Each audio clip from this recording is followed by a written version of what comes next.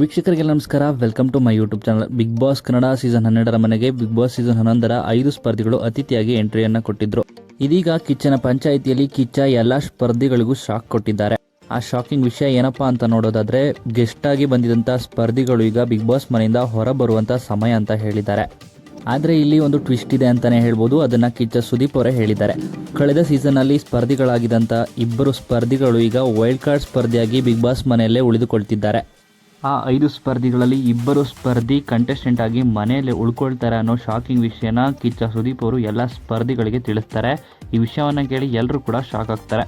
ಈ 5 ಸ್ಪರ್ಧಿಗಳಲ್ಲಿ ಇಬ್ಬರು ಸ್ಪರ್ಧಿಗಳು ಯಾರು ಮನೆಯಲ್ಲಿ ಉಳ್ಕೊಳ್ತಾರೆ ಅಂತ ಕೇಳೋದಾದ್ರೆ, ನಾನು ಮುಂಚಿನ ವಿಡಿಯೋದಲ್ಲಿ ನಿಮಗೆ ತಿಳಿಸಿದ್ದೆ, ರಜತ್ ಹಾಗೂ ಚೈತ್ರ ಅವರು ಬಿಗ್ ಬಾಸ್ ಮನೆಯಲ್ಲೇ ಸ್ಪರ್ಧಿಗಳಾಗಿ ವೈಲ್ಡ್ ಕಾರ್ಡ್ ಸ್ಪರ್ಧಿಗಳಾಗಿ ಉಳ್ಕೊಳ್ತಾರೆ ಅಂತ. ಅದೇ ರೀತಿ ಈಗ ಚೈತ್ರ ಹಾಗೂ ರಜತ್ ರವರು ಬಿಗ್ ಬಾಸ್ ಮನೆಯಲ್ಲೇ ವೈಲ್ಡ್ ಕಾರ್ಡ್ ಸ್ಪರ್ಧಿಗಳಾಗಿ ಆಟವನ್ನು ಆಡ್ತಾರೆ.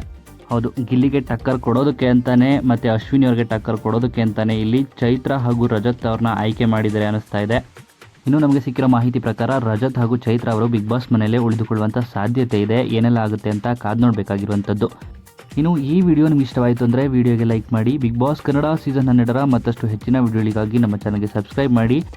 ಇನ್ನು ನಿಮ್ಮ ಪ್ರಕಾರ ಅತಿಥಿಗಳಾಗಿ ಬಂದಿದ್ದಂಥ ಸ್ಪರ್ಧಿಗಳಲ್ಲಿ 2 ಸ್ಪರ್ಧಿಗಳು ವೈಲ್ಡ್ ಕಾರ್ಡ್ ಮೂಲಕ ಉಳ್ಕೊಳ್ತಿದ್ದಾರೆ. ಅದೇ ರೀತಿ ನಿಮ್ಮ ಪ್ರಕಾರ ಯಾರು ವೈಲ್ಡ್ ಕಾರ್ಡ್ ಸ್ಪರ್ಧಿಗಳಾಗಿ ಉಳ್ಕೋಬೇಕಿತ್ತು ಅಂತ ನಿಮ್ಮ ಅನಿಸಿಕೆಯನ್ನು ಕಮೆಂಟ್ ಮೂಲಕ ಕಮೆಂಟ್ ಮಾಡಿ ತಿಳಿಸಿ.